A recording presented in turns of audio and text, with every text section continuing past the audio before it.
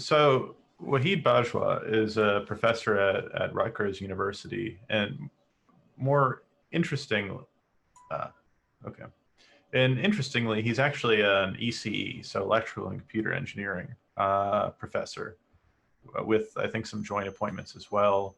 Um, in just since it's mainly a physicist crowd. Oh, hold on. Sorry, I'm getting a message. Just asking for a Zoom link. Okay. Since it's a physicist crowd, so I think typically machine learning researchers within universities, they end up a little bit in CS, but also in ECE, this electrical and computer engineering. So Waheed's specialty, at least one, is related to graph structured data. And why this is important is because, well, in the tutorial just now, you saw things like multi-layer perceptrons and boosted decision trees and things like this. But what you'll see later in the workshop, everything related to convolutional neural nets and whatnot, astronomers have had a lot more success related to analyzing their data because it's images.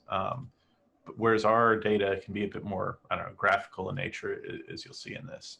So Waheed's coming to us to just explain a little bit on how to think about graph structured data from more or less how to think about physics data from sort of an ECE perspective. So I hope that was an all right intro. I'll let you take it from here. Okay, thank you, Chris. Thanks everyone for joining, and thank you, Scott, for the wonderful tutorial in the morning. As Chris said, my name is Waheed Bajwa. I'm a faculty at Rutgers University, which is in New Jersey, in USA, for those who are not aware. This is a tutorial that majority of it was actually prepared by my postdoc, Venkat Roy, who hopefully has either joined us or will join us shortly. And the point of this tutorial, a little bit separate from the earlier tutorial that you saw, was just to familiarize the audience in physics about what exactly is graph structure data, when should you think about using it, and what are the benefits that you might get out of them. I'm not going to go into too deep of the details. There are links that we have posted in the bibliography. Also, there are links. If you go to the Intico presentation material, you will find there are plenty of materials. And my hope here is that I can familiarize you with basic concepts that will help you actually read those more advanced concepts or play around with the tools that exist in the literature. And this tutorial, even though it's 90 minutes and we have prepared it, I think it will be much more useful as a teacher. I always believe in the fact that it's better to learn a few things well than to learn too many things and not any of them too well. So what I would rather have us do is, this tutorial is divided up into about 6 parts. And after each part, we will take a short break to engage in discussion. And I would, as I said, rather have you, go through maybe 3 parts. Let's hope it's more than that. But we can really have it in an interactive fashion, and you say like, oh, I get this concept. And if we run out of time, we run out of time. Or, maybe Scott and Chris and Chloe will say like, oh, we can have 5 or 10 more minutes. We'll figure that out later. Okay, so before I begin, I just want to, I guess, test my own self too, and want to head back and see if there are actually any questions. I'm just looking at, okay, so based upon the information that I have, majority of the audience is PhD students, then we have postdocs, pre-graduate school, and a few faculty. Hopefully I can speak to all of them. So I guess, Chris, this active poll will now be changed to Q&A as I start presenting. That's my hope. And my also other hope, I'm looking for a feedback, is that you can see all my pointer on the slide. Yes, we see it. Okay, perfect. Okay, so let's get started with the first structure, with the first part of the tutorial, which is what are graph structure data and why do we need them? This is basically very intuitive discussion, very little math, just to figure out when should you think about data as a sort of graph structure data rather than a Euclidean structure data. Okay, so here is an example. We have 13-dimensional, we have temperatures from 13 cities. Doesn't matter when they were collected. They could be average temperature over a day, week, month, doesn't matter. There are 13 cities here in the US. And I can collect these 13-dimensional data into a vector, X. But the question is that in what order should I make that 13-dimensional data? Because this data doesn't have an inherent ordering in it. It is not like if you were recording my speech that what I said earlier, 5 seconds earlier, necessarily came 5 seconds before what I'm saying right now. So for example, two obvious ordering could be, I could go in an anti-clockwise manner, Seattle, San Francisco, I can go this way and put that in a vector. Or I could say, oh, let me do it in an alphabetical order, Atlanta, Boston, and all the way up. Which one of these orderings make more sense? You can, of course, do any permutation, right? It is data, you collect it, and you put it in a vector. Well, the point is that it is better to think of these kinds of data where there is no natural ordering that you can think of. It is not like a time series data. There is no natural notion of time here. That you should think of that data as graph structured data rather than Euclidean representation data. What is the difference between the two? Euclidean representation will basically just be data and some locations, but basically you will just put it into a vector, right, in some order. Whereas graph structured data says that the order is actually arbitrary. You are not actually finding any particular order. You are still going to put it into a vector. That's fine.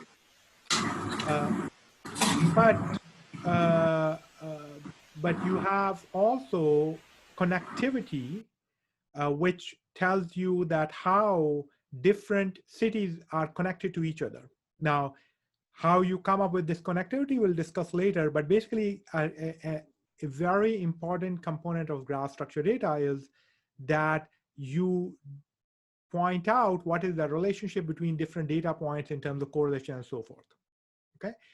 Now, if you do graph structured data, if you think of your data as graph structured, that it helps you reveal new insights regarding the data set. But let's first talk about why is it important to talk about graph structured data? Well, here is a simple example of effects of different ordering. Let's say I have this data set, and I view it as a sort of a ordering, and think of it as time domain. It could be any domain. Versus the same data, but I order it differently. So now if I look at it in the frequency domain, I see that, you know, the frequencies in there are more or less similar, but there are some fundamental differences between the two. For example, if you look at, right, the first version has a lot of high frequency content at here, whereas this reordered version has lower frequency content. And I could always come up with another version where actually the frequency content could be completely different. So if, for example, if you did low pass filtering, the same data, there are two orders of that. If I did low pass filtering, if I only maintain, let's say, the first two frequencies, okay? Here, I'm going to throw away all this high frequency content, and here the content I will throw away will be different. And if I replotted this signal, the values I will get will be different. So in this kind of example, the way you are going to order data will affect what processing you will do. And that's why it's, you know, if you don't have actually natural ordering, it's important to think of it as not a Euclidean structured or regular structured data, but graph structured data. When you think of graph structured data, basically we'll talk more about it, but a graph structured data, it comes with data. So the data in this case is the values are represented by the colors. So this is your color map. And then you also have, for example, an undirected graph that says what are the different components of this graph, how are they related to each other. Okay, if you want to think of a time domain, for example, you could think of time 1 is connected to time 2, and then time 2 is connected to time 3, right? That is sort of like how, for example, you can think of time as a graph also, and we'll come back to it later. Now, if you do that, the connectivity helps you extract physical insights regarding data. The idea is you can also do improved statistical inference if you process the data using by assuming its graph structure. And then we do non-uniform sampling, irregular representation of data, which we'll talk about a little bit later. It can lead to better data compression. And there are a bunch of other things that you can do. There's work going on in the community all the time that helps you discover more and more advantages of this graph structure data. What are the applications? Well, the applications are any area where there is no natural ordering, as we talked about. For example, you can have Internet of Things. Majority of the detectors in physics, experimental physics, human brain network, the different areas in my brain, they are not they are connected in a graph structured manner. Social media, how epidemics spread, urban traffic, for example, how the traffic at different nodes, different locations in your traffic network take place. The data collected in all of these applications end up being graph structured, or you can model them as graph structured. So that ends part 1 of what is graph structured data. When should you think of data as graph structured? And let's now take a little bit of a pause and see if we have any questions, or if you want to think of any questions right now. So I'm going to take a pause here, look at, I see some stuff happening in the chat. Well, okay, so Chris is posing Q&A, yeah. So I will close that. I'll go to the Q&A part. Yeah, I think there are none right now. So okay, normally it's good to give it like 30 seconds to let people ask if people have anything. Otherwise, we can move on. Sure. I see on Slido still the poll. Has the poll been replaced with the Q&A part? Oh, you should be able to click on Q. Right, we can take the later on, right? Oh, let me fix that real quick. Sorry. You hear me, guys? Yeah, we hear you. So it should work now. I assume you see the Q&A poll, Waheed? Yeah. I see the Q&A poll now. So if the audience, if anyone has any questions about what I just presented, very high level, but I'm going to take maybe 30 seconds to wait for any feedback before I move to part 2. So you can also write that question in Slack, and Chris can forward the question. They're not on the Slack, so. Okay, but you can use Slack, so yeah. Great. Okay. Waheed, I think you should just go forward and then people know the questions for later. Okay, perfect. Okay, so let's then start about part 2, which is if we know when data should be thought of as graph structure data, then how do we represent that data? So graph structure data requires basically 2 components. One is the data itself, which, as I discussed earlier, could be any ordering. It is, you will still, if for example, you were storing it in Python or NumPy, you will still store it as a one-dimensional vector. But the order of that vector doesn't really matter. You pick whatever vector, because the ordering will be coincide with something called a graph. Now, a graph is a mathematical object for those people who are not familiar. It is given by, fundamentally, it is given by 2 objects, the set of vertices or nodes, V, and the set of edges. And then this A is the adjacency matrix that can be derived from the set of edges. So what's the set of nodes? The set of nodes basically tells, it's the collection of all the points where the data was collected. we abstract that as V1 up to Vn. So think of them as, for example, the temperature data we talked about. V1 could be Seattle, or V1 could be Atlanta. Whatever is the ordering in this set of nodes is the corresponding ordering that you will have in this data vector. Okay, there is no unique ordering. You can pick whatever ordering in this, and you will say, okay, the first node is, let's say, Boston. Then the first element of this, my vector, corresponds to Boston. But that alone, that by itself is not sufficient. You also need set of edges. What are set of edges? Set of edges is, it tells you that is Boston and San Francisco connected or not. Okay, so a set of edges is basically an ordered pair of, for example, Boston, San Francisco. That tells me that Boston and San Francisco are connected, or maybe they are not, right? And you can actually compactly represent this graph structure using what's called an adjacency matrix. So if I have n nodes, so the temperature data had 13 cities, so capital N is 13. So you have 13 by 13 matrix, the adjacency matrix, the unweighted one, for an undirected graph, which means undirected graph is where from one node to the other, you can go back and forth. There is not only one direction. And that adjacency matrix will have 1 if the nodes are connected and 0 otherwise. This is a symmetric matrix. For directed graph, it's the same thing, except that you now put a 1 if you can go from I to J and not 0 otherwise. Okay, so adjacency matrix effectively encode all the information about the graph. If I have an adjacency matrix and X, I have a graph structured data. Okay. Here is an example of a 5-node network. The nodes are called A, B, C, D, E. So just to interrupt you with a question, since yes, it's a timely one. How is the set of edges in the adjacency matrix not redundant then? They are. So you can either, from effectively at the end of the day, all you need is an adjacency matrix. If you read graph theory literature, what you need is vertices and edges. And edges can be replaced by adjacency matrix.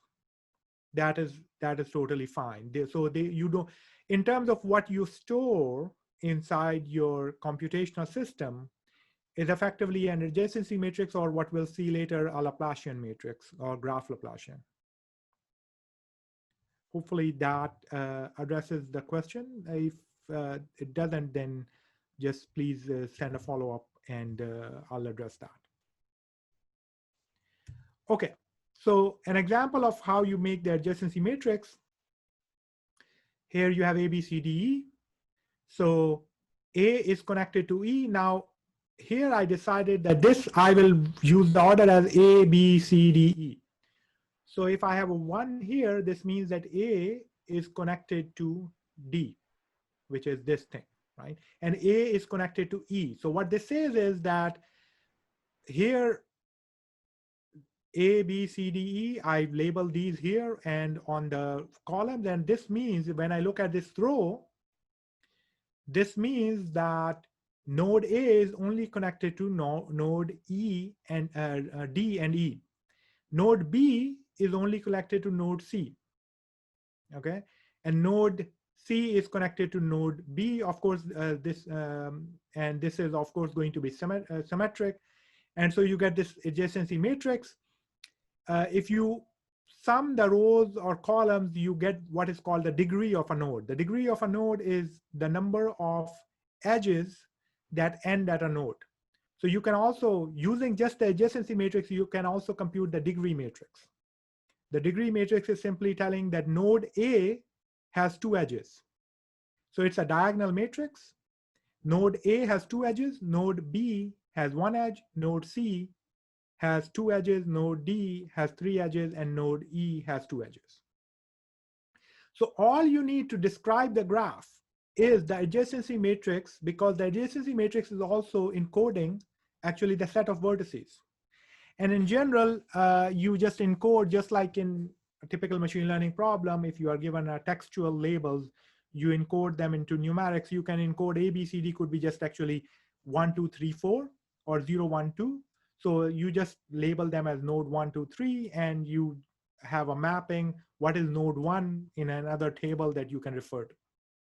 So adjacency matrix is a complete description of for the graph. Data plus adjacency matrix is going to give you graph structure data. Now, oftentimes, actually, we work with something more than just the adjacency matrix. We work with what is called graph Laplacian. People who do partial differential equations, you are already familiar with the concept of Laplacian operator, right? It's the sum of the second partial derivatives with respect to a function. Graph Laplacian is a very similar concept, but now it is for a function defined on the graph. So you can derive the equivalences. In fact, the graph theory tells you a lot more things that you can figure out about the graph, but we are not going to go into the details. So sticking to what is graph Laplacian, graph Laplacian is a matrix that is the degree matrix minus the adjacency matrix. So you get this matrix which will have negative values, positive values. This is always symmetric, positive, semi-definite, so it's all eigenvalues are greater than or equal to 0. The sum of the rows and the sum of the columns equal to 0 because you are doing degree minus the adjacency. And as I said earlier, it is very similar to the Laplacian operator for functions. It is, in fact, a discrete version of the Laplacian operator for functions defined on graphs. Okay? So the Laplacian, graph Laplacian encodes all the information about it too, and it also tells you, just like the Laplacian operator of a function tells you, well, if the value is small, then the function is not changing very rapidly, right? For example, if you have a constant function, the graph Laplacian will end up being 0. The Laplacian operator for that function will be 0. It's a very similar thing for graph Laplacian. It helps you figure out, it helps you define the notion of graph frequencies. It helps you figure out how fast or slow the signal on a graph can vary. Okay. You have to be careful about the notion of graph Laplacian in the sense that some people also define it as a normalized graph Laplacian, which is normalized with respect to the degrees of the node. So you take the original graph Laplacian and you hit it with the inverse of the square root of your degree matrix on the left and the right. So it gives you identity minus this D inverse A, D inverse. Doesn't matter, most of the properties, all the properties sort of stay the same. It's just so I just have to in this case, so may I speak something? So D is a diagonal matrix. So if you, do you hear me or? Okay, yeah. So D is a diagonal matrix. So the square root of the diagonal matrix is like a square root of a square. So if you square a scalar, it's like same like square the diagonal elements. So it's just a scaling parameter when you do the same stuff there. That's the thing. Okay, thank you, Venkat. So, okay, so going to the next slide. So here is, you can see what a graph signal effectively looks like. You have a graph, and on top of that, you have values. So A, B, C, D, E, and you have values x1, x2, x1, x2, x3, x4, x5. And as I said, a graph signal is effectively defined as for every, is a function that does mapping from the vertices to real values. So you have, for every vertex, you have a value assigned to that vertex. So you can think of it as, this is I get an n-dimensional vector, and with every graph signal, you can then define what's called a graph shift operator, which effectively is a concept similar to shifting in time, which I'll come to later. So graph shift operator effectively just shifts the values on the graph according to the structure of your graph. Now, one common form of the graph shift operator could be simply a Laplacian. And as I said, if you take, for example, your graph signal and compute X transpose Laplacian times X, this is effectively just computing how much is the difference. It's sort of doing the partial difference in discrete time. And so it is telling you that how fast this particular signal varies over the graph. So if the signal is very smooth, what does smooth mean? For example, if every node, the value was a constant, right? It's a smooth signal now on the graph, and this quantity X transpose Lx will be equal to 0. On the other hand, if the graph, if the signal is varying a lot on this graph, then it has a lot of high frequency components. And so this X transpose Lx gives you a sense of how fast that particular signal is changing over the graph. So a graph shift operator for a directed graph, for example, just to give you a sense of what shifting does, if you think of this a 5-node 1, 2, 3, 4, 5, and it goes back to 1, you can think of it actually as a time domain graph, right? And a graph shift operator is nothing but it basically rotates whatever was the signal value on 1 once you hit. So you do the shifting, you hit the adjacency matrix with X, and it's going to shift all the values. Whatever was on 1 goes to 2, whatever was on 2 goes to 3, 3 on 4, 4 on 5, and 5 goes back to 1. So effectively, for a graph like this circulant graph, a linear graph which comes back, is the graph shift operator defined by the adjacency matrix is nothing but actually a circular shift, right? So in time domain, we already do these kinds of circular shifts and we compute Fourier transform and all that. The point is that these kinds of shifts can be defined now for more complicated graphs rather than just these linear graphs or these circulant graphs. Okay, let me just quickly take a look if there are any questions. So a question was posed, can you provide some intuitive examples? The intuitive example, I'm not sure this question was asked in relation to what. Right now we are, I'm just trying to We're coming soon the examples. We're coming soon the examples. Yeah, so right now, I'm only discussing the basic mathematics, and the example will come in later. We'll cover that later. But if you want to refer back to the temperature example that I talked about, right? Let me go back. So effectively, this is now your graph. You have these 13 cities. Each city has some temperature on it, and the graph shift operator corresponds to the adjacency matrix of this particular graph. Okay, so what do we do with the graph shift operator? It actually helps us define the concept of frequencies, which I'm going to cover next. If this answer is not clear, please follow up and I'll look back at that. So this was just about pointing out.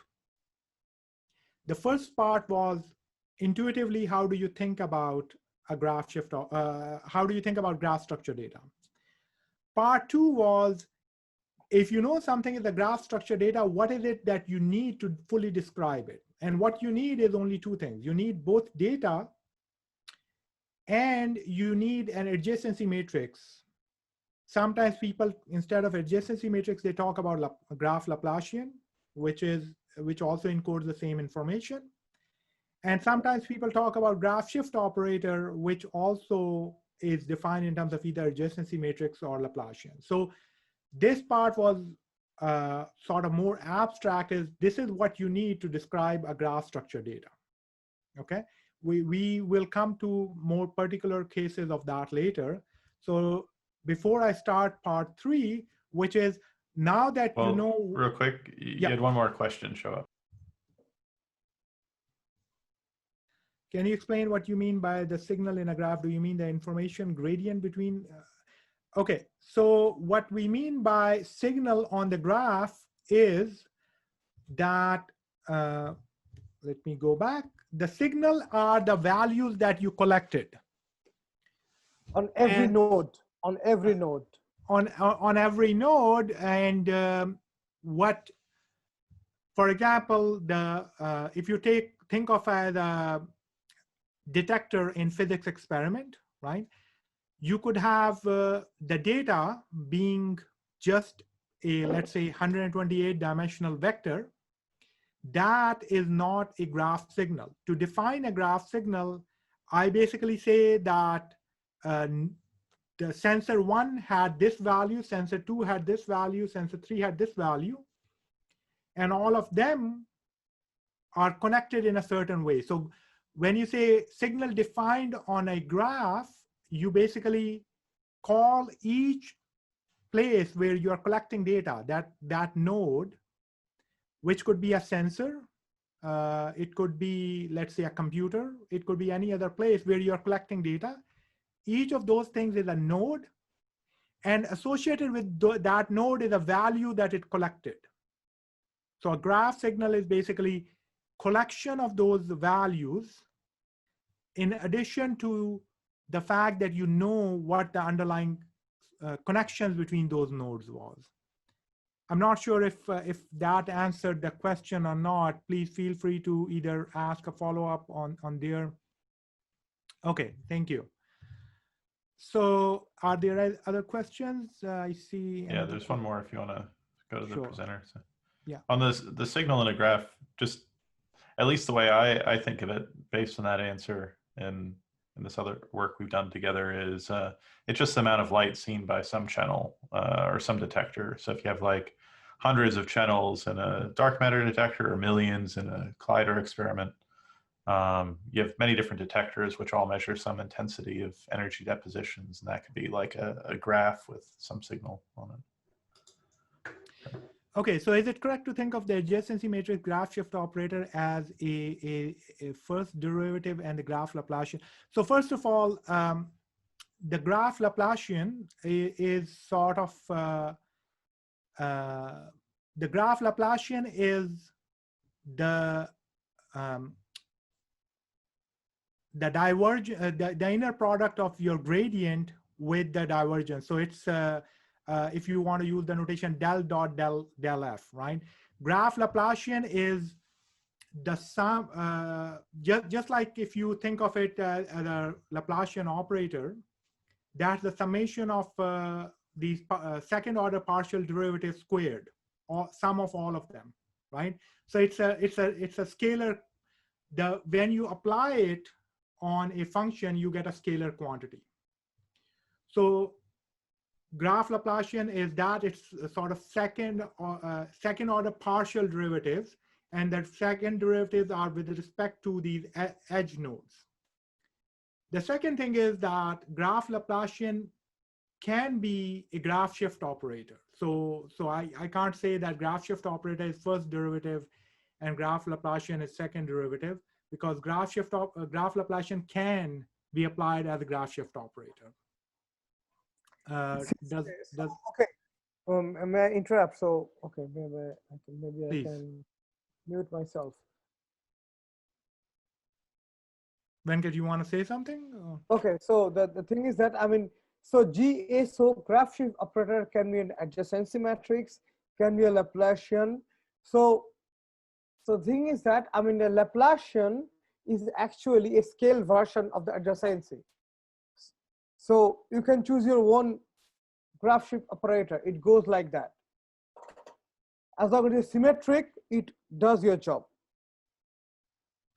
Yes. But the graph Laplacian is should be thought of as second when applied to a vector. It is indeed true. It's second derivatives, and then x transpose Lx. It's basically just doing the Laplacian operator. It tells you the gradient flow, if you want to think of it in that particular location or for that particular Okay, graph. you can, there are a lot of definitions of Laplacian. So Laplace is a French guy and he made a lot of definitions. But the thing is that, in this case, we are only defining on the stuff is only vector valued operation, point towards operation on the vector. It's not about differentiation here. It's nothing continuous domain working here. No, but it is no, but Venkat, it follows directly from a discrete version of the Laplacian operator. Yes, so yes. Maybe connections to that. Maybe so, we should go to the next section with the examples you were talking about. Yeah. Yes. Okay. So what are the basic operations on graph structure data? Once we have that, we can do shifting over graphs. Why do we want to do shifting over graphs? Because when we do in time domain, we have this thing called convolution, which involves basically shifting a signal and then summing things up. Well, we want to do a similar thing for graph signals. We want to be able to do convolution. And if you want to do convolution, we first need to figure out what is the meaning of shift. The other thing we can do is graph Fourier transform. What is graph Fourier transform? Similar to the discrete Fourier transform. It tells us what kind of frequencies are present. So regular Fourier transform tells us how fast or slow a signal may vary. It helps us do things like denoising by low pass filtering. So we want to do the same thing for graph signals. And then of course, we have the formal notion of convolution and filtering itself. What does it mean to say low pass filter, right? If I say, let's low pass filter this graph signal because it has a lot of noise in it, high frequency noise, how do I do that? I know how to do that for time domain signals. How do I do that? So let's look at those things. So let's first talk about, again, we are building towards the concept of convolution and filtering and frequencies. So if you want to talk about convolution, we have to talk about what does shift mean. A shift is take a graph shift operator and hit it with the original vector. The graph shift operator can be adjacency matrix or graph Laplacian. You can decide, but we'll stick with the adjacency matrix. So if I take the graph shift operator to be the adjacency matrix, basically I say, like in time domain, I say shift this signal 10 units in time. While in graph, I can also say shift this by 10 units. There is no notion of time. What does that mean? Well, shifting, basically what it does is, let's take the example of this graph. This is a 6-node graph, and let's say that this node has value, this blue value, whatever the value represents. It could be, after I apply to this graph signal, so I apply the shift operator. This value will get propagated to the nodes in its neighbor. Okay, so this neighbor will get values which will be summed up according to your adjacency matrix, and this value will get propagated over here. I do another shift, and now this value will get propagated over to the next set of neighbors. So in time shift, basically what happens is, again, if you think of it time 0, I shift 1 unit in time, that gets moved to 1 unit forward. In graphs, when we shift or when we apply a shift operator, the value at a node gets moved to its neighbors, right? There's no directionality. I could have flipped this graph. I just decided to represent this graph where the triangle was on the right side. I could have drawn it the other way. That doesn't matter. What will happen is the shifting will always go to its neighbors. So the value, yellow node's value go to the next, its neighbors, and then in the next step, it goes to its neighbors and so forth. Okay. So that's the shift operator. We'll come back to that when we are defining frequencies. What about the graph Fourier transform? Well, the notion of... Okay, just a second. So what Waheed mentioned just a minute ago, the thing is that this graph shift operator respects the sparsity of the graph. So whatever you operate on them, it will take only the neighboring nodes. So you don't need any waiting on that. So you put the adjacency or the whatever your graph you want there, you put it there, it will take care of that. That's it. Thanks, Waheed. Thank you, Venkat. Okay, so the graph Fourier transform talks about, it helps you get a sense of frequencies. So for time domain signals, the notion of frequencies is very clear. We know that if a signal has lower frequencies, then it changes less rapidly in time. If a signal has higher frequency contents, then it changes very rapidly. If, for example, if you are looking at stock market data, it's a very wiggly curve, which means it has a lot of high frequency contents. On the other hand, when we do something like, let's say, 7-day moving average, what we are doing is we are removing high frequency content. So we talk about rolling averages, 7-day rolling averages, 3-day rolling averages. What we are doing is removing high frequency content. Similar kind of concepts can be defined for graph signals, except that what is the notion of frequencies gets changed a little bit. So the way you figure out what frequencies are present in graphs is you take your graph shift operator and you do, so for example, if it's graph Laplacian, and you do its eigen decomposition. So you do eigenvalue decomposition, you have U, a diagonal matrix, and U Hermitian. So the eigenvalues of those, let's assume that they are ordered from lambda 1 up to lambda n. They represent the frequencies that you have in your graph. And the eigenvectors are effectively your Fourier basis, but for the graph. So they are graph Fourier basis. And I'll do a connection of that later with the classical graph Fourier transform, which corresponds to the circulant matrix. And you will see that if you do the operation on that, you exactly get your graph for your actual Fourier bases, which are uniformly sampled in frequency. So what is a graph Fourier transform then? If you say this U Hermitian is your graph Fourier basis, then if you want to do graph Fourier transform, then you take your signal X and you hit it with U Hermitian, and that is your graph Fourier transform. Why it is graph is because this X, so this X is data. This has nothing to do, like this could be arranged anyway, but now your Fourier transform is computed with respect to what your graph structure was. Remember, this U is coming from, let's say, your graph Laplacian. So your Fourier transform is a function, your graph Fourier transform is a function of the topology that your graph had, okay? So this is very similar to the time domain thing, where if X is your signal and you want to represent your time domain signal as a linear combination of your Fourier basis.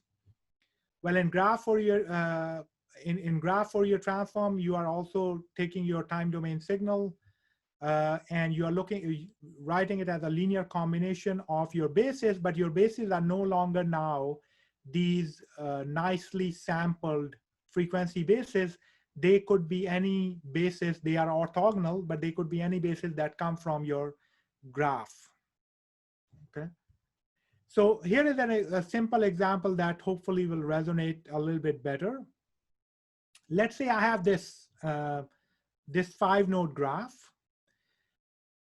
When I do eigen decomposition of this Laplacian matrix, I get these eigenvalues.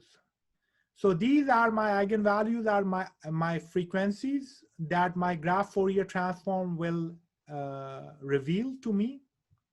And with each frequency, I have an eigenbasis. So remember, for example, in time domain, when I have 0 frequency, I have a constant signal, right? Well, in this case, for 0 frequency, I have the first basis vector is a constant basis vector. What this means is that this signal, this is a constant signal on this graph. So this is my first basis vector. For higher frequency, I have a little bit more wiggling or zero crossings, but it's not very high frequency. As I keep on going higher and higher, for example, for the highest frequency, you can see that the signal is changing very rapidly. And the idea is that every one of my graph signals can be decomposed as a linear combination of these. I haven't shown the third eigenvector. It can be written as a linear combination of these 5 eigenvectors. And each eigenvector corresponds to a frequency. So if my graph signal has high frequencies in it, then the coefficient related to my 5th eigenvector will be very high. And if I want to get rid of high frequency contents in my signal, then what I will do is I will actually remove the contribution to my graph signal corresponding to this high frequency. So let me take a pause here before I go into the example and see if there are any questions, because I think this is a lot of information that may be overwhelming. And this is really the key, which is how do you define frequencies for graphs when we understand the concept of frequencies for time domain signals. Okay, so there are 2.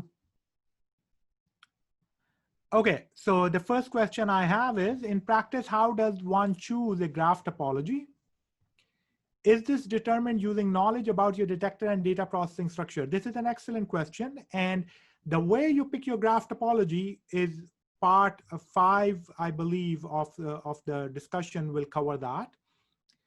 The answer to that is there's no one perfect way. There are actually, so that's where graph processing becomes a little bit more involved, is because you also have to now specify a topology, and you can specify it using either heuristic methods, which I'll briefly go over. For example, Voronoi tessellation, nearest neighbor, or there are actually now in the literature, people are coming up with methods that actually can learn the topology from the data itself in a data-driven manner. So that's how you come to that, learn the topology. Excellent question. We'll assume right now we are assuming it's known. Okay. Second question is, I don't immediately see how the decomposition works. What is x-axis? So let me go back. The decomposition is that this is a graph. The first decomposition is to find the eigenbasis, to find a graph Fourier basis. The first step you need is you need to know the Laplacian. Laplacian means you need to know the topology. Once you have the topology, you do eigen decomposition of that. So so this is my graph Laplacian. S could be my L. I do eigen decomposition. I get U lambda U Hermitian. So these are my graph frequencies, and this diagonal matrix, the diagonal values are my frequencies. So now, these are my eigenvalues. The x-axis are just numbers, 1, 2, 3, 4, 5. The 1 means the smallest eigenvalue, 2 means the largest eigenvalue, and so forth. When I come to the eigenvectors, I presume that's what you maybe meant, what does x-axis means. The x-axis is, for each value, corresponds to a node. So this is what the Fourier basis means at node A. This is what is at node B. This is a node C. This is a node D, and this is a node E. So x-axis, remember there is no ordering, right? So x-axis is basically, if you think of that, I have these eigenvectors are defined on this structure. I have the 5 values. Each one of them is on a node. And any graph signal can be written as a linear combination of this eigenvector plus this eigenvector plus this plus one more. So for example, if I have node A, I have a signal with some value on node A. It can be written as a linear combination, as a summation of this value, because this is node A, plus this value, plus this value, plus this value. So any value in here can be represented as a summation of this, plus this, plus this, plus this. Anything on B can be represented as a summation of this, plus this, plus this, plus this, and I have one eigenvector missing. I hope that addresses the question. Is there a way to interpret the values we get for each of the eigenvectors? Does each eigenvector represent a particular feature in the graph? The eigenvector, so the eigenvector basically tells doesn't represent the features. The decomposition in these eigenvectors tells us the features. So for example, think of principal component analysis, right? You take your vector and you hit it with these principal component bases, and they give you another vector. And those vectors are what we call features, right? So now you can basically take, instead of using the PCA basis, I am now using these graph Fourier bases. I hit it with my graph signal. The output is my, I can say, my features in the graph Fourier domain. So let me show this previous version. Okay, so this x lambda, x is my signal. I hit it with my graph Fourier basis. This x lambda is what I would call my features. So x lambda are my features. The graph Fourier vectors are very similar to, their interpretation is effectively just that how fast or you are decomposing your signal in terms of what kind of, you can say, templates, right? So the highest frequency corresponds to this template, and the lowest frequency corresponds to the constant template. But the features are the projection onto those Fourier bases. Okay. If I remove a particular graph frequency, does this remove edges or does this rearrange edges? No, graph, you don't, when you remove a graph frequency you remove graph frequency from a signal. If you remove graph frequency from a signal, then it will basically make your signal smoother or non-smoother. It will not have that much effect. So for example, let's say I did a decomposition of my signal in these graph Fourier bases, and then I removed the component due to second, third, fourth, fifth, everything except the first. The only thing I will be able to represent now is a constant signal. Okay.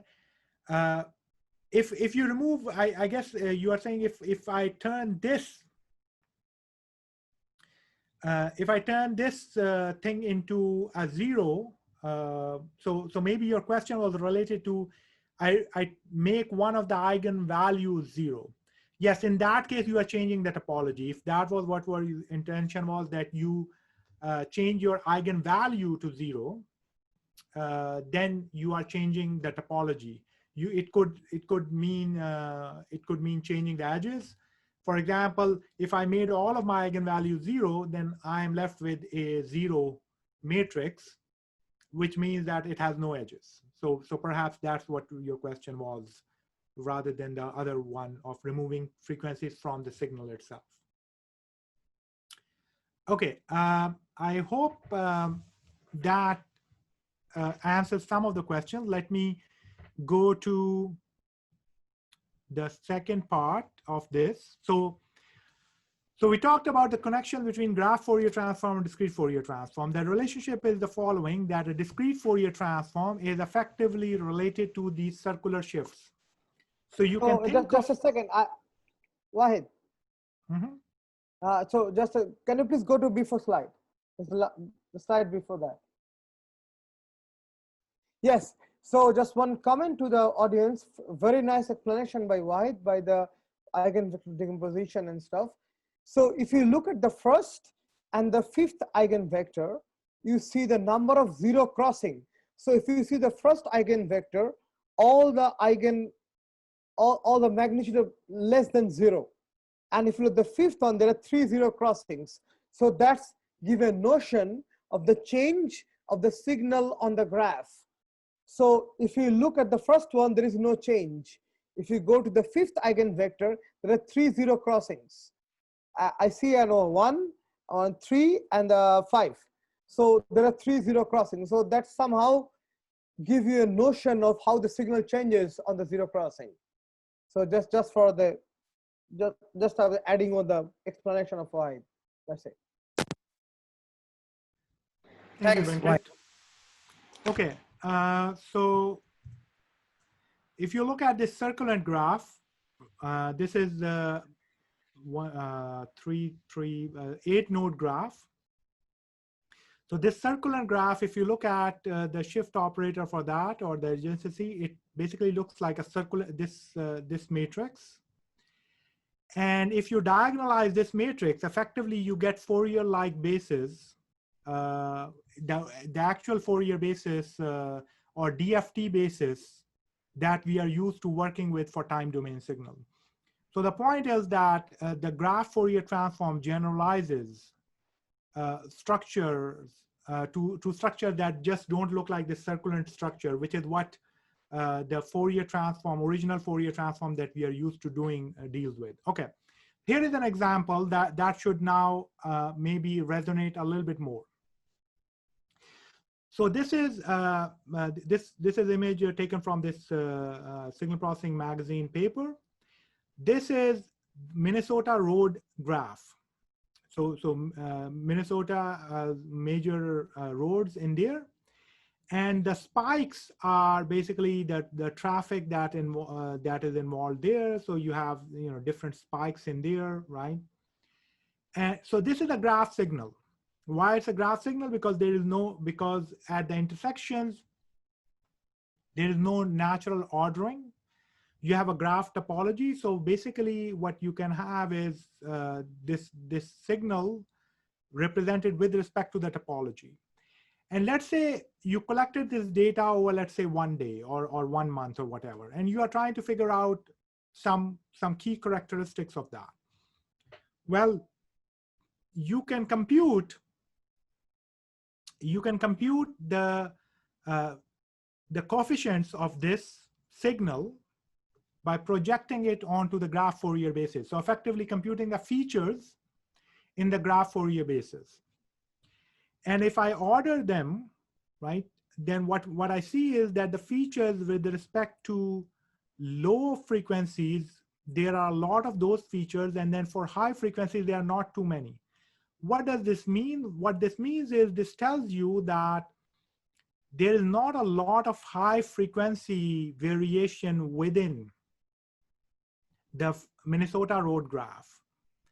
And that also makes practical sense. Why? Because you can't have, in one intersection, you can't have low traffic and then the next intersection cannot suddenly blow up, right? Because the intersections are connected, each intersection feeds into the next intersection. And so the transition has to be smooth. And that is reflected by computing these frequencies, the frequency component. This is the graph Fourier transform of the signal. And it shows that most of the energy lies in lower frequencies.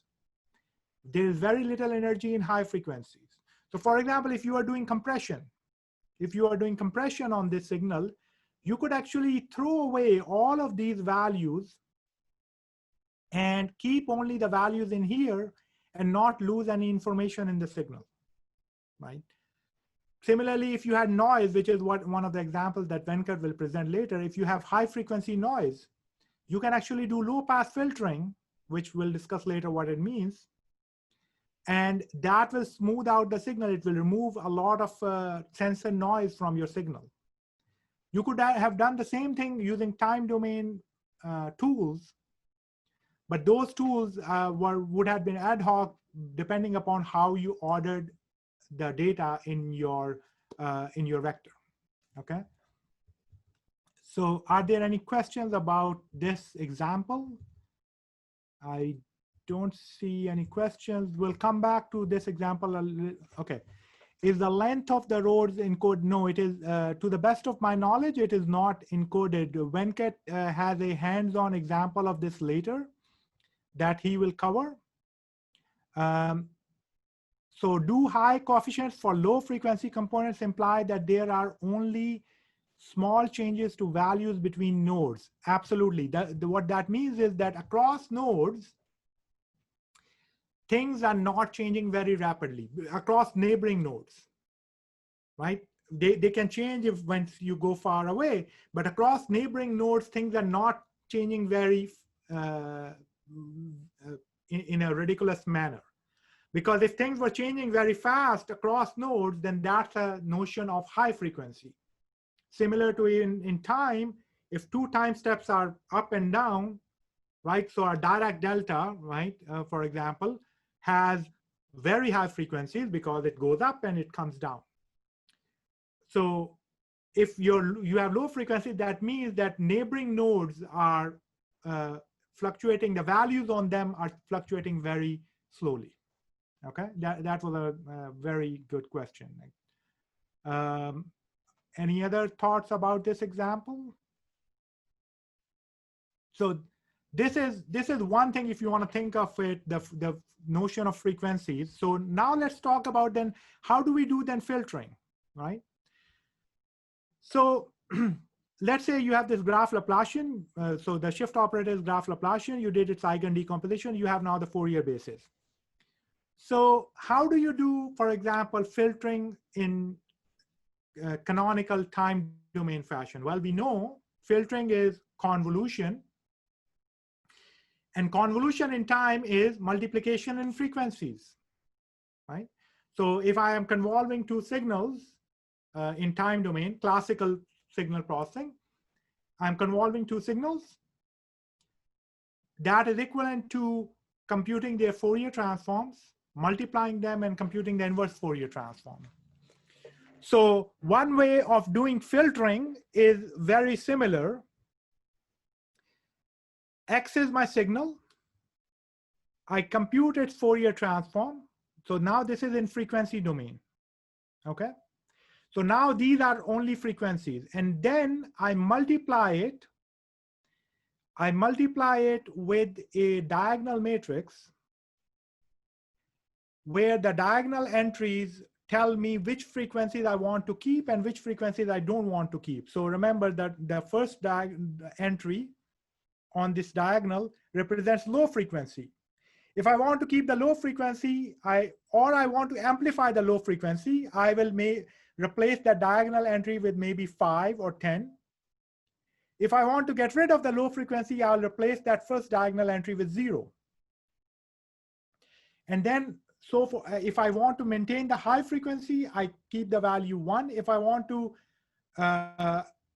for example, reduce the high frequency, I multiply it with 0.1. So this first component is my Fourier transform of my signal. The second component is the Fourier transform effectively of my graph. So remember, convolution in time, multiplication in frequency. So you do Fourier transform of signal, Fourier transform of your filter, you multiply them. I have multiplied them. And then I do the inverse Fourier transform. So that is my convolution with graph. And I can represent that as simply hx. What is hx? Basically, I compute the Fourier transform. And this diagonal, matrix, the diagonal matrix of frequencies, I multiply it with the diagonal, I multiply it with whatever frequencies I want to keep or remove and so forth. And so graph convolution could simply be thought of as the convolution of x with some filter could be thought of as x multiplied by this H matrix, where the H matrix is simply U, the diagonal matrix replaced with some other diagonal values, and U Hermitian. Okay. Now, the bad thing about this is that unlike the fast Fourier transform, this is not order n log n operation. See, the discrete Fourier transform also is a matrix valued operation. It's order n squared, but then we have this classical tool called fast Fourier transform that helps us do it in linear time. In this case, we don't have. There are tools that people have been designing that can reduce the complexity from squared to linear, just like FFT. I'm not going to go into the details of that. The main thing is, what is the meaning of filtering? The filtering is you figure out which frequency you want to keep, you multiply that, you construct a matrix, and this matrix can be constructed regardless of what X is. And then you multiply it with X, you will get your output Y. Okay. So if that in Minnesota road network, I wanted to remove high frequencies, that H lambda will have all the diagonal entries corresponding to high frequencies will be made 0. And then you do that, you will end up with a low pass. You are effectively doing low pass filtering. Okay, let's see if there are questions about that. I don't see any questions. I do have some questions on chat. Okay. No questions about that. So please, if you have, let me know. But that is the concept of how you do filtering in the graph domain. Okay. You can define filtering also in the classical way of shifting plus summing, which is, what is convolution? You shift your signal and you and then you multiply it with your filter value, and then you add all of them up. So this is, for example, the case where instead of doing the frequency domain, the filtering using the frequencies, I am now doing filtering in the node domain, which is I simply take X, multiply it with H0 and shift it by 1 unit, then multiply it with H1, shift it by another.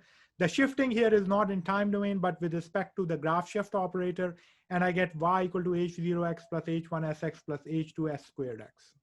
Okay. Why we talk about filters in addition to the frequencies, of course, they also now make up a bulk of what are called graph convolutional neural networks. So convolutional neural networks, which we'll very briefly cover, but convolutional neural networks, of course, deal with convolutions in the spatial domain. And graph convolutional neural networks effectively are doing this convolution in the graph domain, which is, as we have described, can be done either this way or using this operator, multiplying it with a matrix. Okay, so that's basically, we have covered 3 parts. Part 1 was, when do you think of something as a graph structured signal? Part 2 was, if you want to think of something as a graph structured signal, what is the additional information you need? You need graph topology. Part 3 was, assume you know the graph topology. What can you do with that, right? How do you define equivalent notions of frequencies, filtering, convolution? So we have covered that. We'll now hand it over to Venkat, who will take you through a practical example of the same Minnesota road network problem, but now he will inject some noise into the data and show you how you can do low pass filtering to remove the noise. Before I hand it over, let me just check, look if there are any questions up to this. So if H lambda instead inserts non-diagonal elements, do the frequencies get mixed together? Does this have a use? Now, the way H lambda is defined is that basically it just takes a vector and diagonalizes it into a diagonal matrix.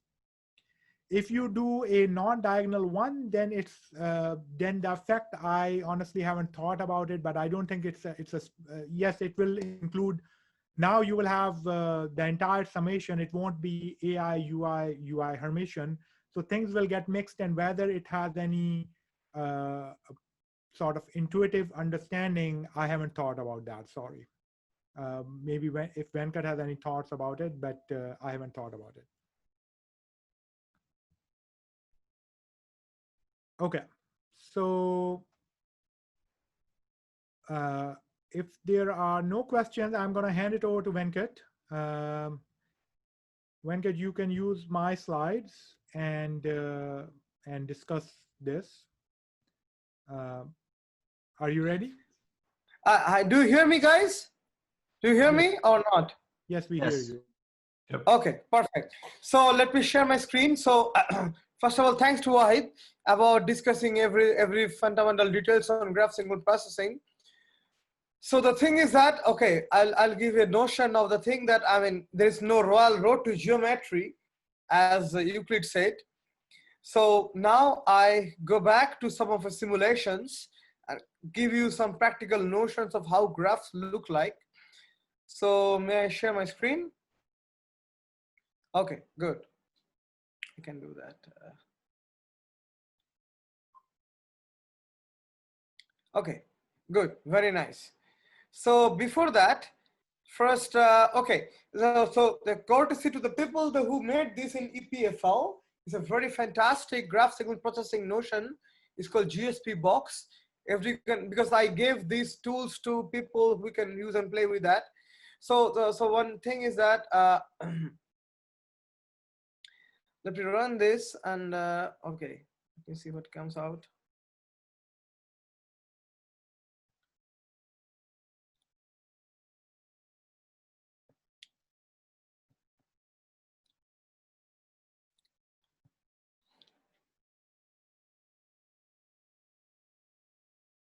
Yeah, it's a bit of, let me give you the time.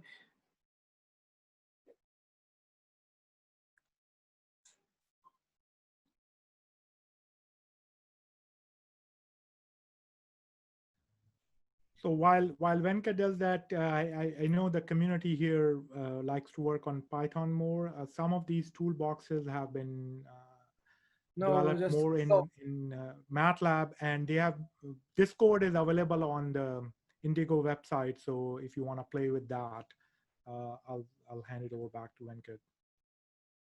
Yes. So just okay. Okay, no problem. So thanks, Waheed. But okay, give me a second. Yes. So okay, first of all, what you see here is a Minnesota graph. So if you see the left side, just a second. Okay, I gave one by one interaction. Okay, now let's start with the simple thing. So what you see here is a ring graph. So a simple MATLAB thing. I know people are familiar with MATLAB here. So it's a simple ring graph. And I just wanted to start with this because White gave you a simple example of this thing. If you take this graph, it's a like 64 number graph here, 64 number of nodes. And if you take the Fourier transform, the Laplacian of this graph, it will give you Fourier basis of number of 64. Okay, so Venkat, that's can I interrupt for a second? Are you sharing a screen other than the code, the MATLAB code? I'm sharing both of them. I think we can only see the MATLAB code right now. Yeah. No. Okay, just a second. You might need to share your whole desktop. Oh, yeah, okay, we don't see the graph that you are showing us. Okay, okay, oh, just a second. Okay, thanks for this. Okay. Give me a second. Okay. Share screen. Okay. Do you see the graph now? Yes. Okay. Now it makes a lot more sense. Yes, yeah. Thank you. Sorry for this. Sorry, I'm far away of you guys. So sorry for that. Stanford is 24 hours left more minutes. Yeah, that's fine. Yeah. So this is the graph. So why showed you one graph of like 10 nodes on them, but ISO is 64 people there. And if you take the Fourier transform of the Laplacian of this graph, you'll see a Fourier basis. So that's one thing. And if you make a directed graph, you're for sure. Okay, let me go move on this. So, okay.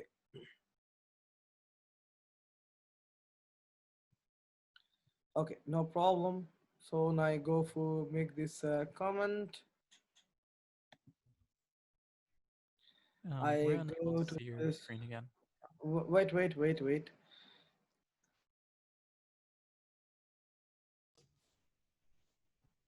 Well, you might be able to share your whole desktop if you're comfortable with that. Wait. Yeah, no problem with that. But anyway. Yes.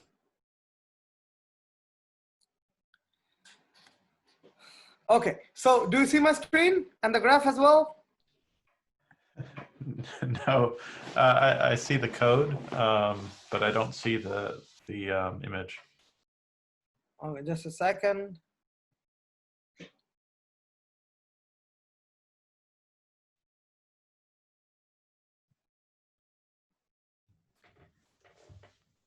Venkat, can you share your entire desktop, please? I think that will be easier. Yes, I'm trying to do that, but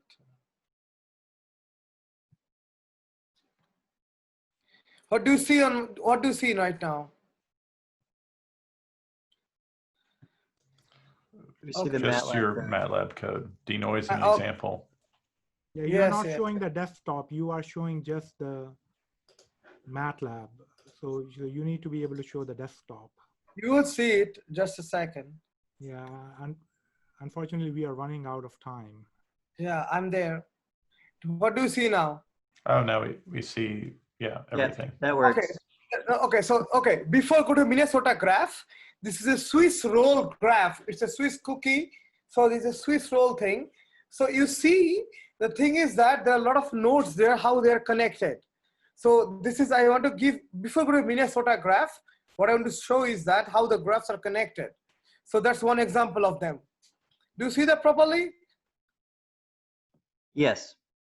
Okay, perfect. So this is a Swiss roll graph. And then I go to one more example of that. Sorry for this time delay because I'm far away from you guys. I hope you will not mind. Okay, so now this is a fantastic toolbox made by EPFL guys in Switzerland. So you can, I already shared this code and everything there. Go to this link there and you can see whatever you get there. Just a second.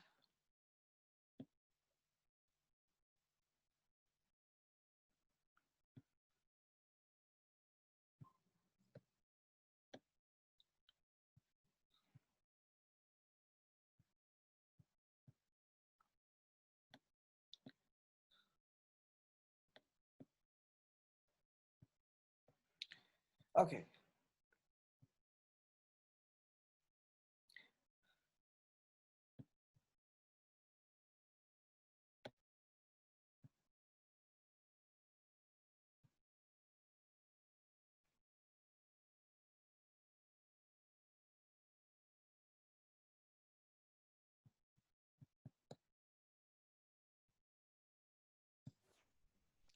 Are you just trying to show something I'm there, else? I'm there. Just a second. So this, anyway, I'm coming back soon.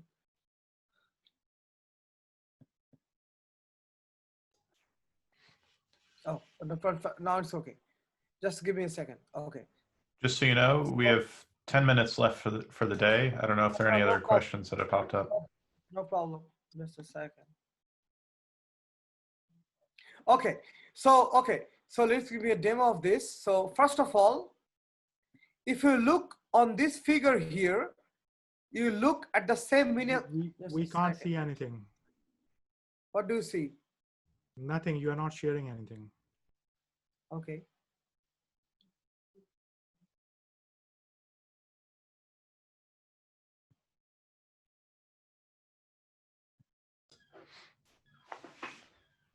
So I think sharing No, just just a second. What is this? Can you someone send me a link to share the screen? I mean, okay, just a second. Oh, I got it. Yes. I got it. Sorry for the interruption. I got it. Okay. Yes. You got my screen? we see the code. Yeah. Oh, wait, I'm coming. Yeah. Live demos are always tricky. It's a game that I give you guys to play around, but just give me a second.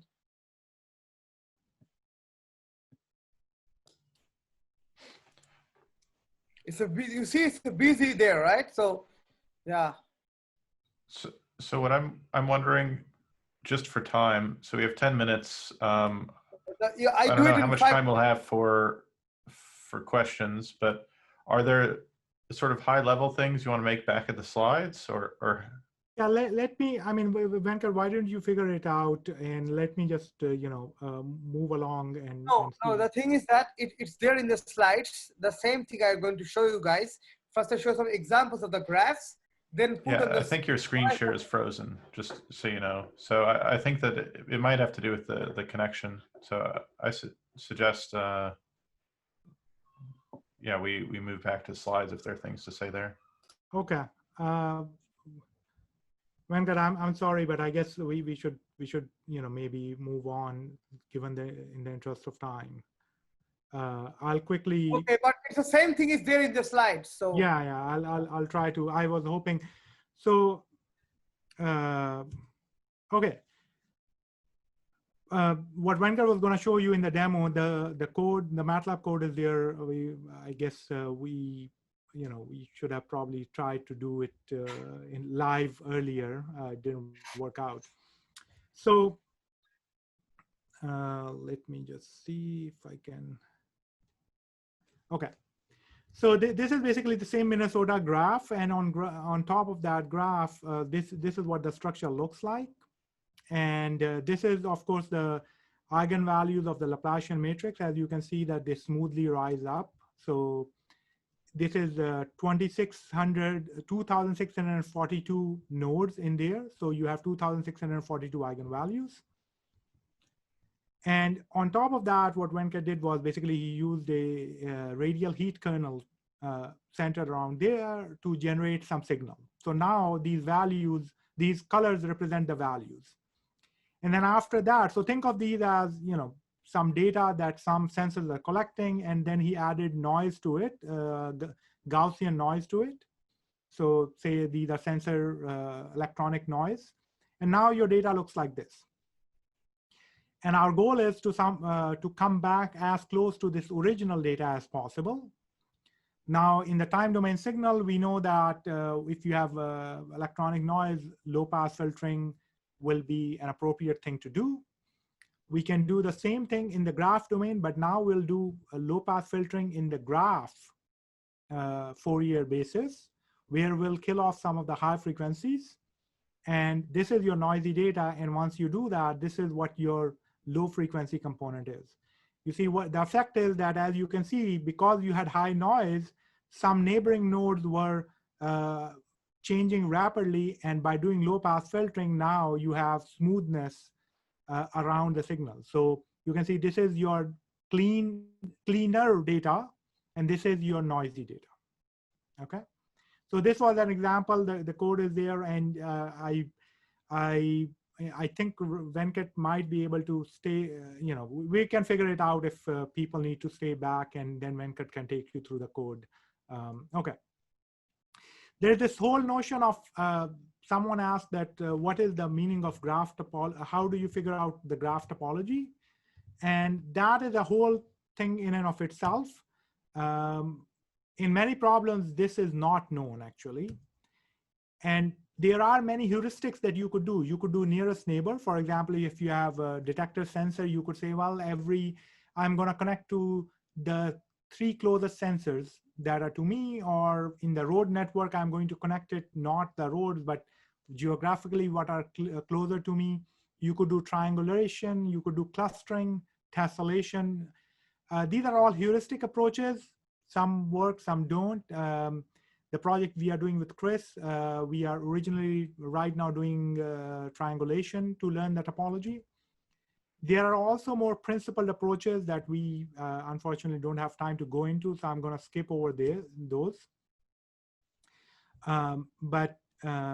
This is an example of actually, we were trying to figure out brain connectivity with a student of mine. So understanding the connectivity of brain regions for people who have autism and who don't have autism. And this is their this is their spatial data analysis. And what this was learned, this topology was learned using the data itself. And what we learned was that actually for the people with autism, their spatial connectivity tends to be quite sparse, both in and their temporal connectivity, which is how edges temporally connect, is also very sparse. Whereas for people who don't have autism, the control subjects, they have more spatial connectivity and more temporal connectivity. So this is so just want to add something on this. If you look at the amplitude of these graphs, you will see that people who has no autism was very low amplitude, and they're always connected. And the people who have less connectivity and having autism was high amplitude but less connectivity. So the guys who have mental issues, they don't talk much, but they talk. When they talk, that makes sense, and they stop.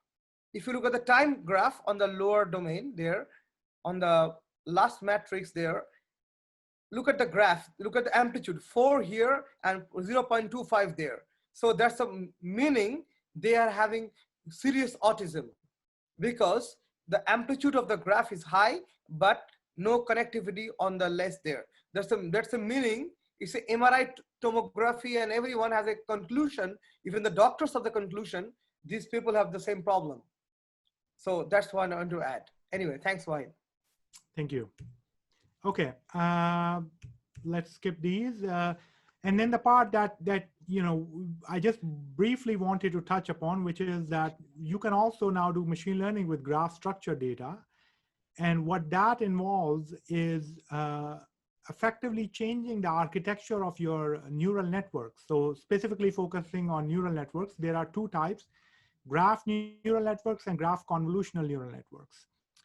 We unfortunately won't have time to dig into any of these, but the graph neural network basically changes, if you think of our deep neural network, which has different layers. In a graph neural network, the different layers, the downstream features, if input is node A, it has another feature in layer 2 or 3.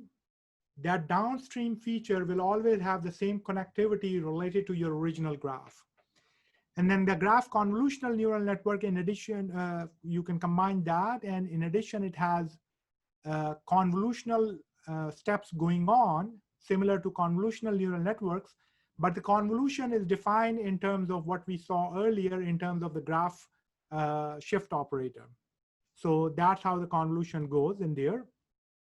So this is just an example of if I have this 3-node graph in a graph neural network, 1, 2, 3 nodes.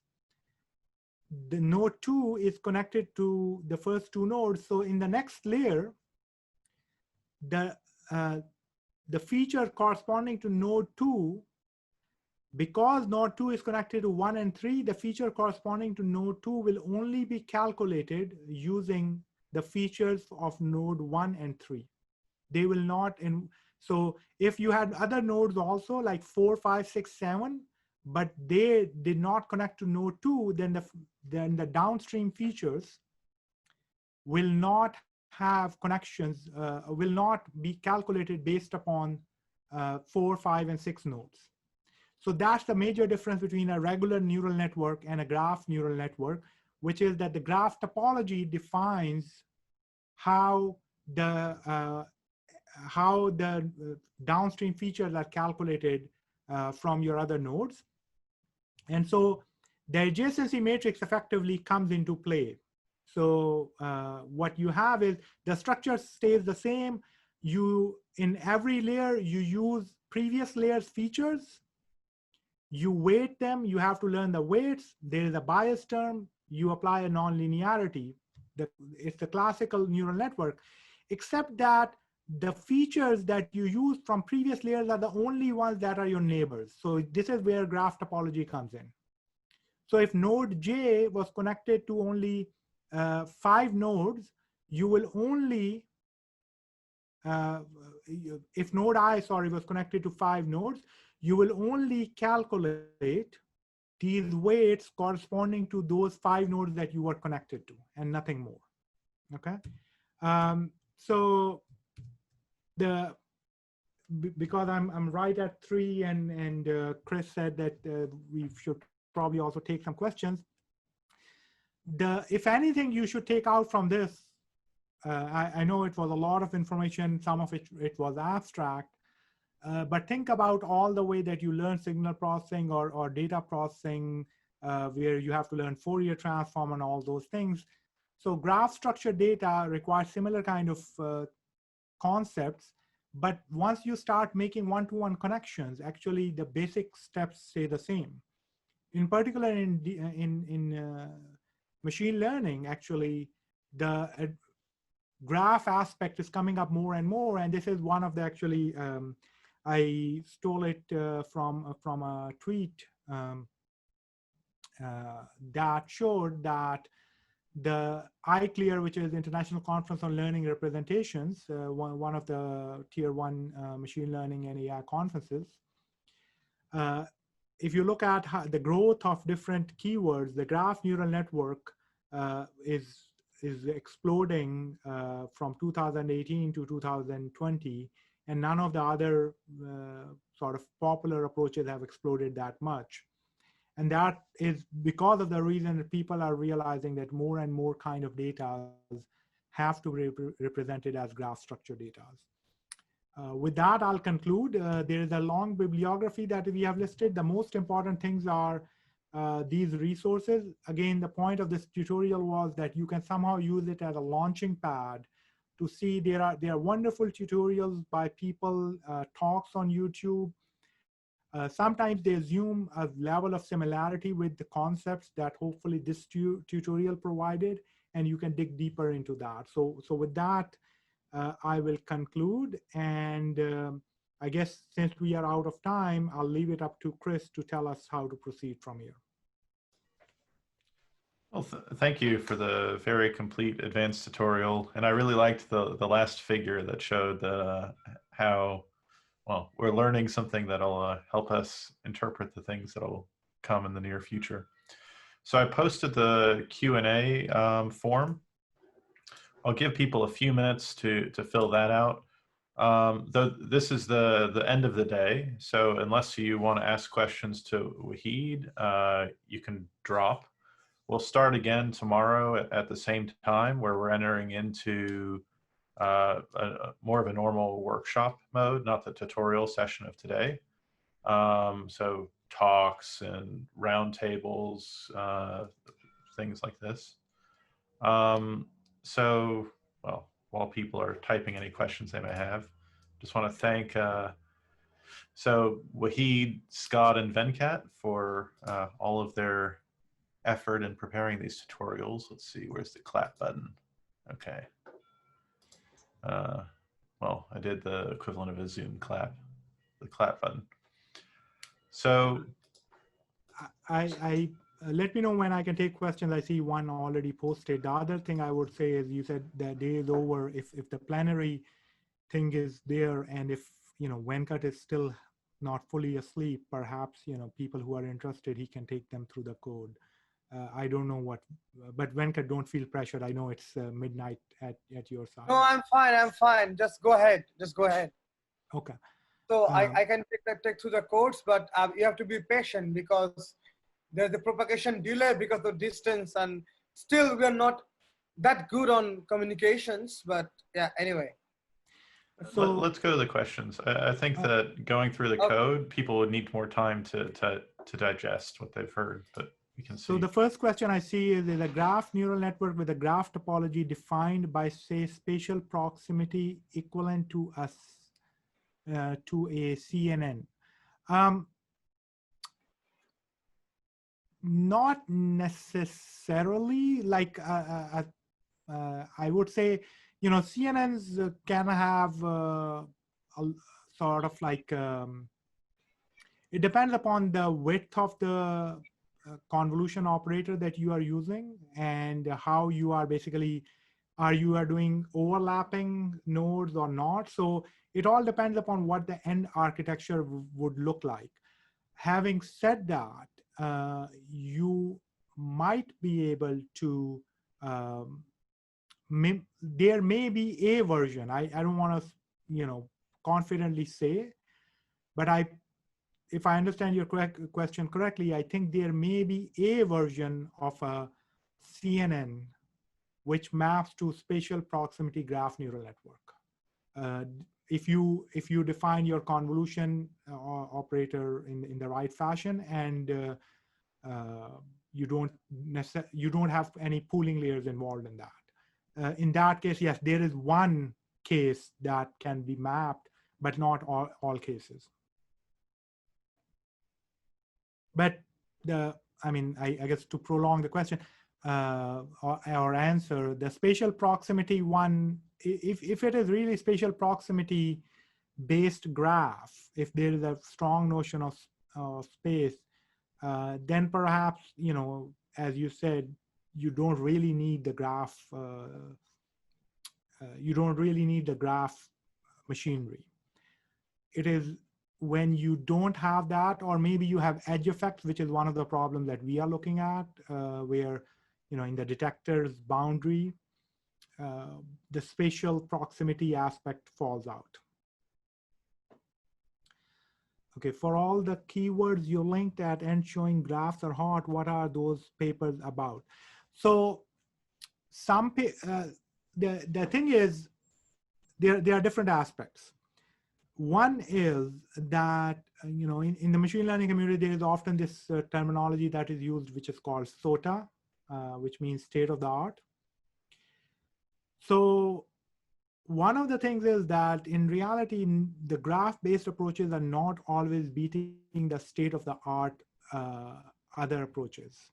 So many of the times it is focused on actually saying what are the tweaks that you can make. Some of them are focused on, more fundamental understandings of concepts in the graph, like equivalence, things like that. For example, if you go back a decade, papers were written about just, how do we define graph Fourier transform? Some of them are very specific to applications. When you talk about graphs, right, all the things that were done without graphs, you have to now redo them. You are talking about clustering with graph structure data. You are talking about classification with graph structure data. You are talking about anomaly detection. So all the things, if you combine them, right, they sort of, you start revisiting those questions, whether they are regression, clustering, classification. And so as I said, I haven't, that chart that I showed, I didn't make it myself, so I can't, I don't have a good, deeper sense, but basically people are discussing those problems, which we used to do for classical settings in the graph settings. And there are, effectively, if there are 1 million papers on the regular setting, non-graph setting, you can write 1 million papers on the graph structured setting. So if I'm allowed to add something on this thing, so do you hear me, guys, or not? Yes. Do you hear me, guys, or not? Yes. Okay, thank you. So thing is that I just like to ask, you see two graphs there. Minnesota graph with, sorry for the time duration, I couldn't show this graph. If to the left is the ideal situation of the traffic load on the Minnesota roads. And if you look at the left, what you receive from the sensors, that's with noise.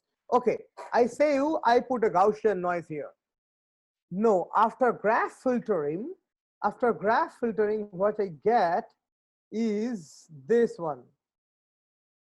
After filtering all these things, I get this one, which is almost close to the one. And of course, denoising is dependent on the noise variance you put inside that, right? So that's the one what I get, which is almost close to the noise because it's a low level of noise. So the thing what I want to say that, come back to the first slide, what Waheed said, there's no royal road to geometry. So if you give any information about how the nodes are connected, denoising, learning, everything becomes more simple. Great. So that's the message. I think that's clear. So thanks for that. Yeah. But so I think we need to wrap up, especially since we have quite a few people in Europe and India. Yeah. So okay. Thanks everyone for a fun first day with a nice intro and advanced tutorial, and we'll see you tomorrow.